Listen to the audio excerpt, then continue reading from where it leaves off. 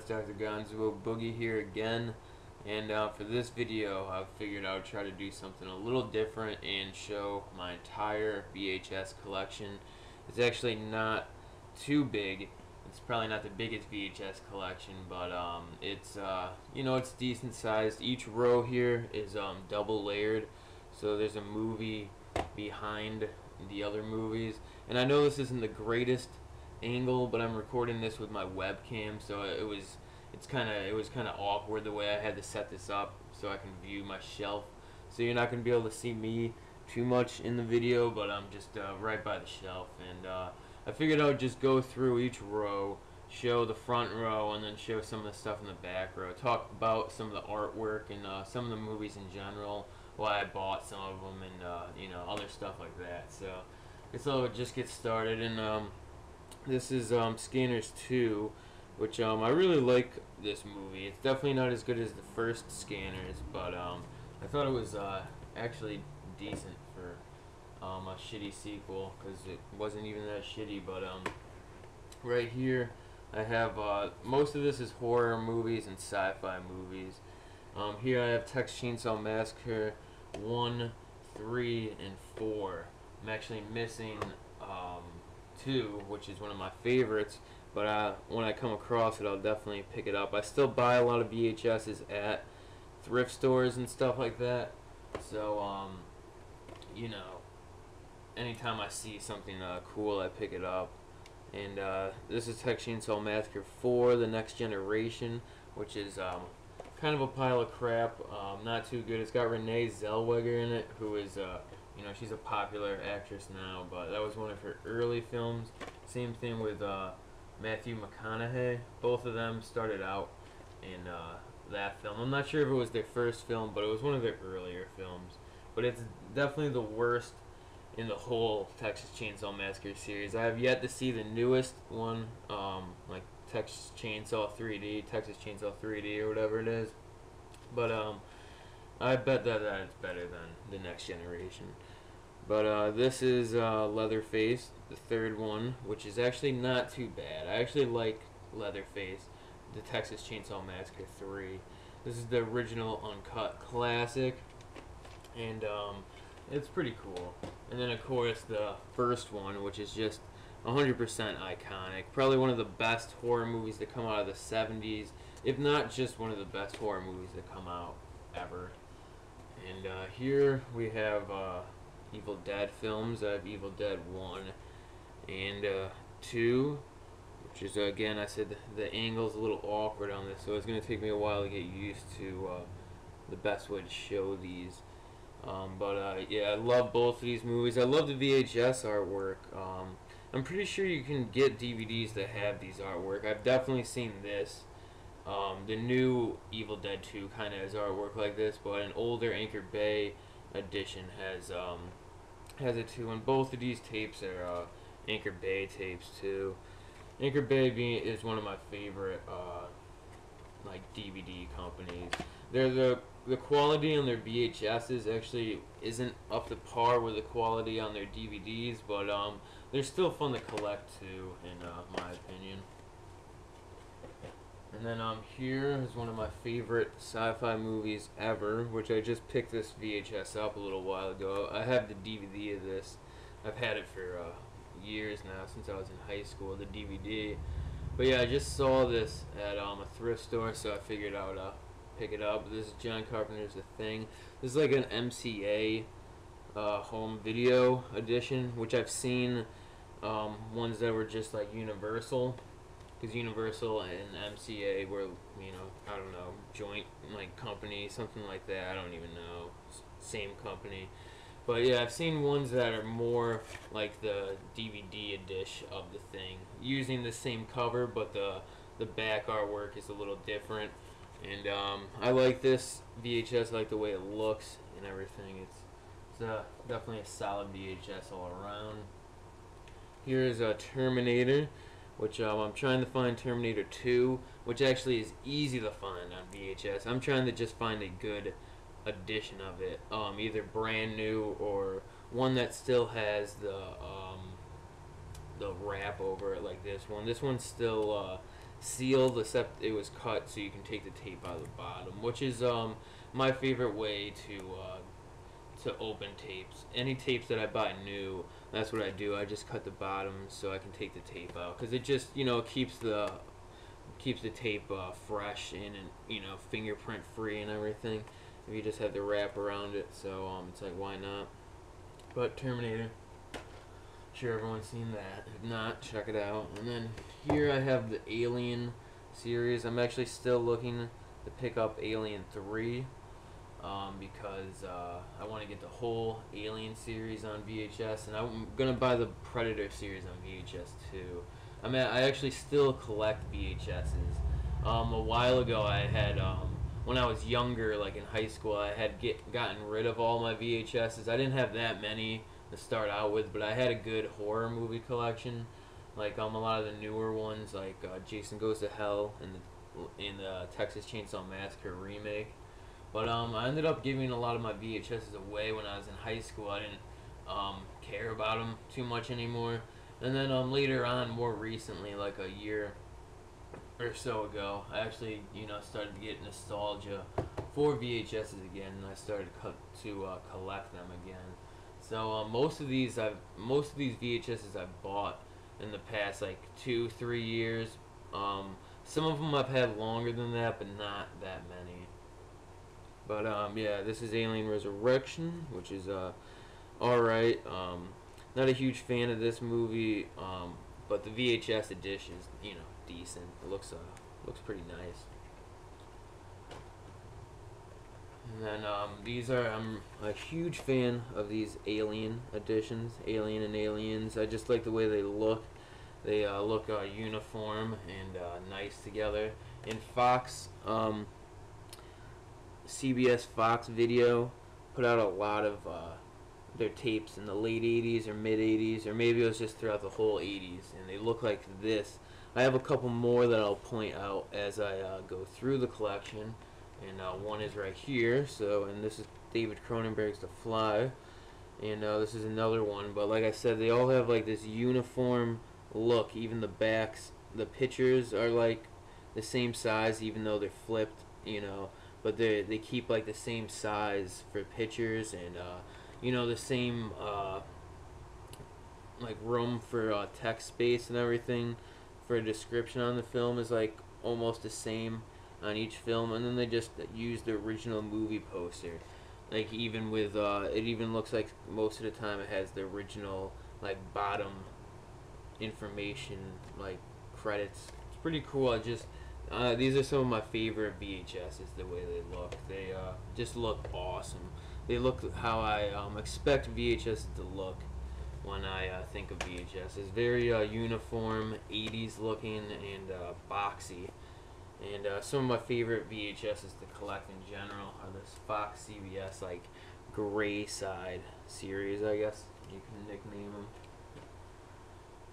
And then actually right here is actually just a giant collection of Blade Runner. Blade Runner is my favorite movie, so pretty much any time I see a Blade Runner on VHS, I pick it up. I plan on not picking up like too many. I actually wouldn't mind if I had a whole row of Blade Runner, but I would actually more or less like to buy ones that are brand new. All these ones have been open, so it's like if I could pick up ones that are brand new now, it would just be cool in my opinion to have a stock of Blade Runner VHSs. Like I said before, it's my favorite movie, so when I go into a thrift store and I see it in there, I just can't help but pick it up for 50 cents or $1. It's like, why not? It's Blade Runner. But this is the only one that I got that has the seal still around it, but I think it was a reseal. But again, it's just the bottom's cut so you can take the tape out, and that's how I like it. And this is my one of my favorite copies of Blade Runner on tape. I like how it's a more close-up shot on the movie poster than this, and I just like the type font, the way that it looks on here. It's like they double layered it. They put like a white layer over the red layer, and it just looks cool in my opinion. And I like the way the back is laid out on this too. It's pretty cool.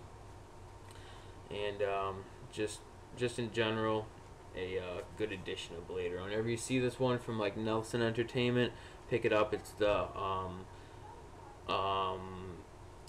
international cut or the theatrical cut, whichever you want to call it.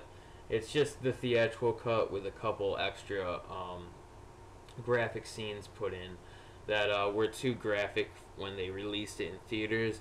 But that is pretty much what the international cut is. It's just the theatrical cut with a couple more bloody scenes. So I'm guessing when they released Blade Runner on home video, they just released the international cut as the main cut for the home video.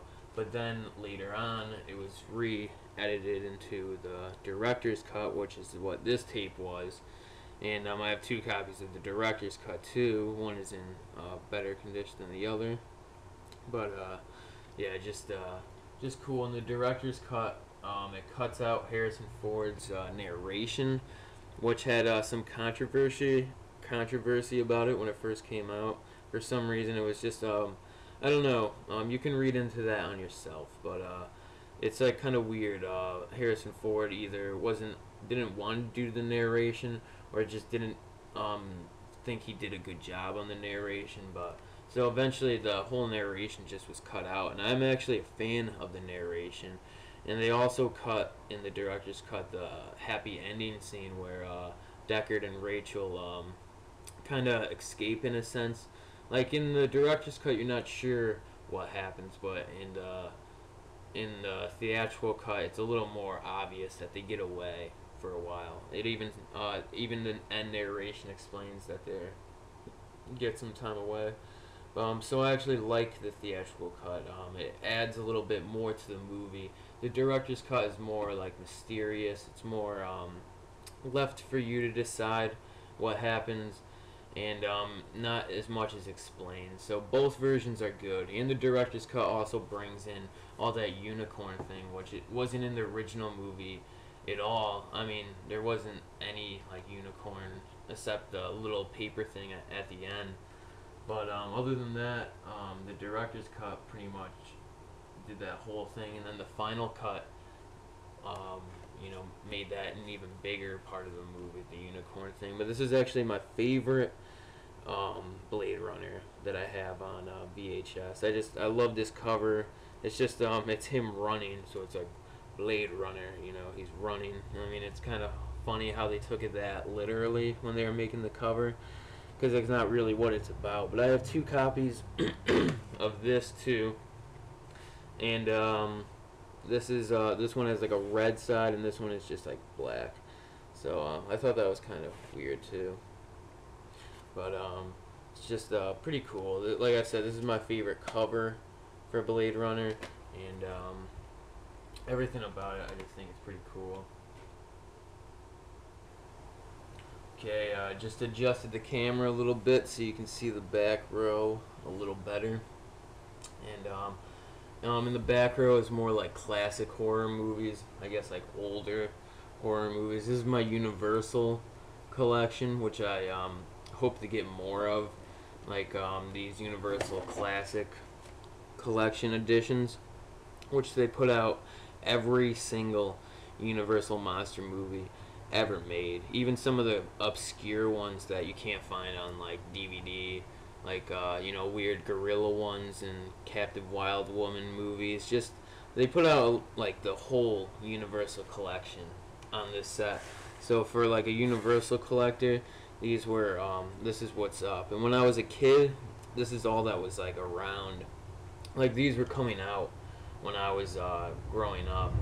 Like these started to come out in like '91 or something like that, and that's when I was like born. So when I was growing up, like these tapes I just saw everywhere. And Universal Monsters were like kind of everywhere too when I was growing up. It was more of a thing than it is now. It is, because I remember going to Toys R Us and they had Universal Monster toys everywhere. It was a good time for me to grow up, because I just loved the classic monsters. Wolfman, the Mummy, Frankenstein. I couldn't get enough of it. And this is Dracula, of course. But I also have Frankenstein and the Ghost of Frankenstein, and all these are cool because they keep the same uniform design, which I said I like uniformity in like VHSs and DVDs. Just, you know, all the backs are laid out the same, and all the fronts are laid out the same, and all the sides are laid out the same. So when you have a whole collection of them, they look real nice together. And then I have Werewolf of London, which is the first kind of werewolf movie that Universal put out. Came out before The Wolfman, and then The Raven, which is Lugosi. And I've seen all the Universal monster movies pretty much. I've had all the DVDs before, all the Legacy collections and everything, and a lot of the Lugosi and Karloff box sets on DVD. So I've seen most of those. So right now I'm just trying to pick them up on VHS, get the whole classic collection. But right here I have some Hammer films, and Hammer is actually my favorite horror, like old school horror movie thing. I like it more than the Universal. I found out about it later in my life. I was into the Universal when I was a lot younger, and Hammer I didn't get into until I was in like high school and everything. But yeah, I have some of these on VHS. This is a Satanic Rites of Dracula, you know, a cheap budgeted dish, or I forget what you call these, but just a oh yeah, like public domain. This is the Satanic Rites of Dracula is like public domain right now, so you can get legit editions of it, but you can also get shitty editions, just like a lot of classic horror movies, which I'll be going into more soon, that are in public domain.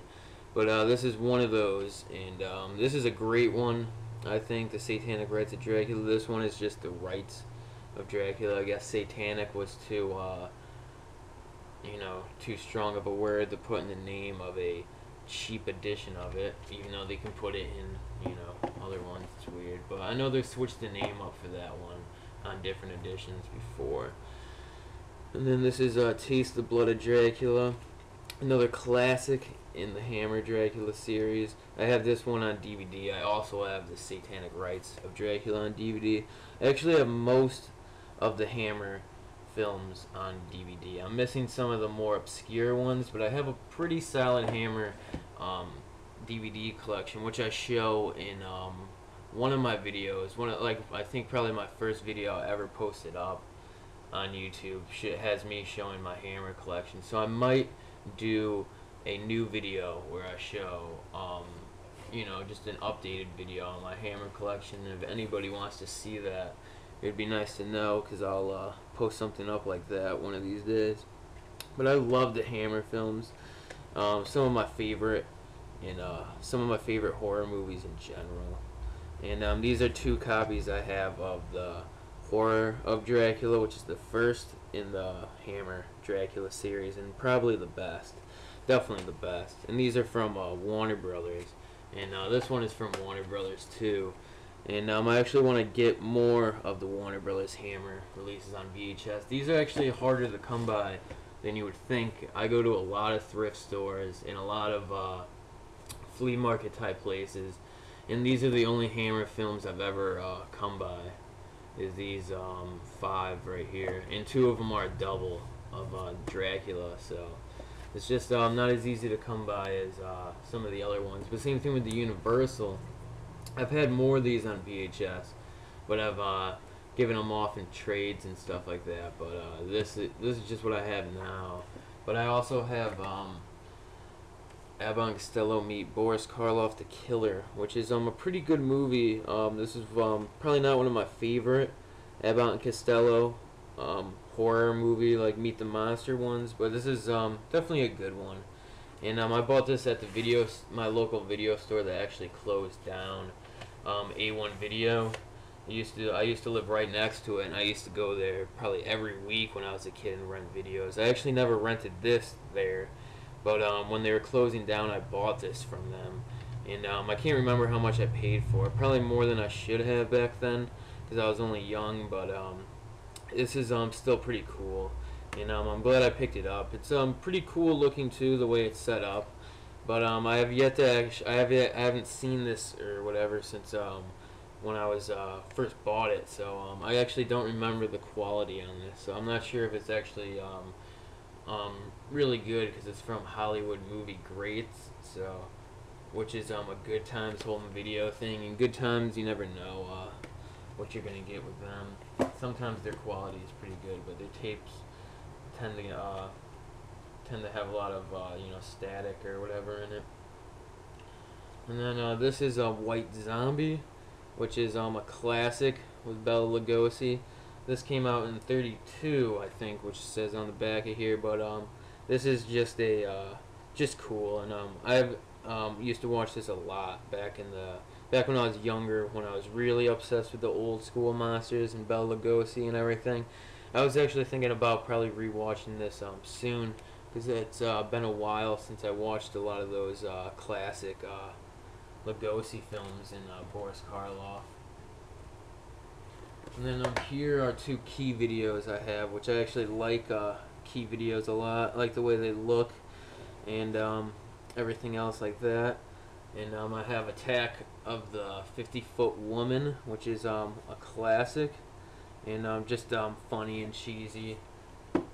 And this is Cat's Eye, which is a really good like horror anthology that has multiple skits in it, and it's based on Stephen King stories. And this is just really good. I'm sure a lot of you have heard of this if you're Stephen King fans or horror anthology fans, but Cat's Eye is really cool and definitely worth picking up if you like Creepshow and movies like that. And then here we have Night of the Living Dead, which is another movie that's in the public domain. Probably one of the best movies that's in the public domain. Probably one of the better horror movies that's in public domain. But this is just basic edition of Night of the Living Dead. The back of it actually shows the ending of the movie, which is kind of fucked up. But I guess if you just look at the front, you're set and know, even though the front kind of ruins some of the movie too. But that's what you get with a lot of these public domain movies. They just slap whatever still shot they want on the cover. This one is actually decently laid out. I actually kind of like the way it looks, because it's black and white. I kind of like that. It goes with the theme of the movie since it's in black and white. A lot of times they use like a colorized cover or something like that. But other than that, other than ruining some of the movie, it's not too bad of a cover. And then here we have Halloween, which is actually in a case that says comedy on it, which is wrong. But I just have it in the case because it was actually a media home entertainment VHS, which have like a closed bottom on it, just like VHSs have a closed top. So in order to get it out, you would have to open it like the top of a VHS. And someone had cut this one, so cut the whole bottom off. So the thing is, the VHS tape just slides out real easily. Normally, like more easily than a normal VHS, just because the bottom was supposed to hold it in, So I just put it in a case like this, just so it stays in there better. But Halloween is classic. I love this edition of the VHS too. It's just real 80s, real classic and basic VHS. And I think this VHS came out in '81. And if that's true, this is probably one of the earliest VHS releases of Halloween. That's why I wish someone hadn't cut the bottom. But that's why I'm trying to keep it in as best shape as I have. My DVD is actually one of the earlier DVD releases of Halloween too. And then last in the top shelf is The Exorcist, which is just a basic theatrical cut of The Exorcist.